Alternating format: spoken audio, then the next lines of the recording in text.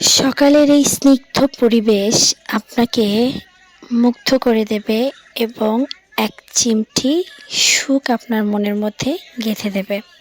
আসসালামু আলাইকুম, সবাই কেমন আছেন? সকালবেলা গ্রামের বাড়ির এই সুন্দর পরিবেশ আপনাকে রিফ্রেশ করে দেবে এবং গ্রামের বাড়িতে সকাল সকাল শুরু হয়ে যায় রান্নার কাজকাম।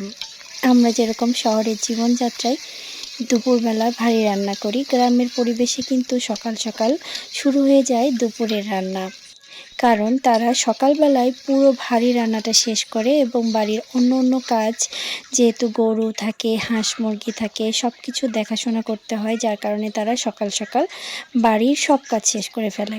আর এই যে এটা হচ্ছে আমাদের রান্নাঘর, একদম ওপেন রান্নাঘর। গ্রামের বাড়িতে কিন্তু সাধারণত এই ধরনের রান্নাঘরই থাকে, কারণ যখন রান্না করা হয় তখন বাড়ির অন্য অন্য সদস্যরা রান্নাঘরে আসে এবং সবাই গল্প করে। এটাই কিন্তু গ্রামের বাড়ির সবচেয়ে বড় একটা ভালো লাগার বিষয়। আমরা শহরের জীবনযাত্রায় যেমন রান্নাঘরে আমরা একা একা রান্না করি, কিন্তু গ্রামের বাড়িতে কিন্তু তা হয় না। গ্রামের বাড়িতে রান্না করতে করতেই সবার সাথে গল্প করা হয়।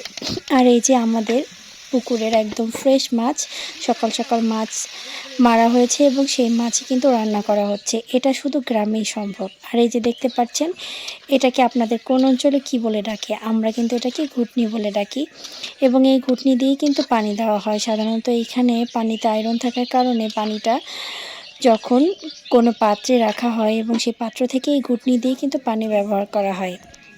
তো আসলে গ্রামের জীবনযাত্রাটা কিন্তু খুবই সহজ সরল এবং এখানকার মানুষগুলো কিন্তু একদম মাটির মানুষ। আর আপনি এখানে পেয়ে যাবেন একদম ফ্রেশ ফ্রেশ সবজি, যেমন মাছ পুকুরের, ঠিক তেমনই বাড়ির আঙিনায় নানান রকমের সবজি সদ্য গাছ থেকে পেড়েই রান্না করা হয়, যার কারণে রান্নার স্বাদটাও হয় অতুলনীয়। গ্রামের বাড়ির সব কিছুই এতটাই ফ্রেশ আর মানুষগুলো এতটা ভালো, আপনি কিন্তু বেশ কিছুদিনের জন্য রিফ্রেশের জন্য গ্রামের বাড়ি আসতেই পারেন। আমার যেহেতু অনেক দিন পর পর গ্রামের বাড়িতে আসা হয়, তো যখনই আমরা আসি আমার শাশুড়ি অস্থির হয়ে যায়, সে তার ছেলেকে কি খাওয়াবে। সে একটার পরে একটা খাওয়ানোর জন্য রেডি করতে থাকে, তার পালা মুরগি, মাছ, মাংস, তারপরে সে কোনটা রেখে কোনটা করবে, সে সবসময় অস্থির হয়ে থাকে তার সন্তানকে খাওয়ানোর জন্য। আসলে আগের দিনের মাগুলো মনে হয় এমনটাই ছিল।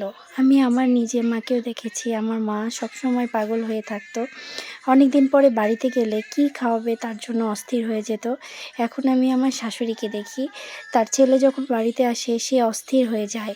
তার ছেলে যতই বলে যে মা আমি খেতে পারবো না, কিন্তু সে তার জন্য নানান রকমের জিনিস আয়োজন করতেই থাকে।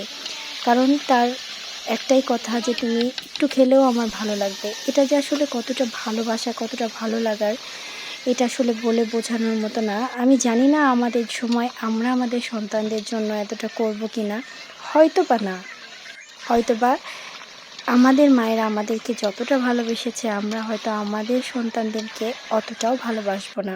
সবাই ভালো থাকবেন। আল্লাহ হাফেজ।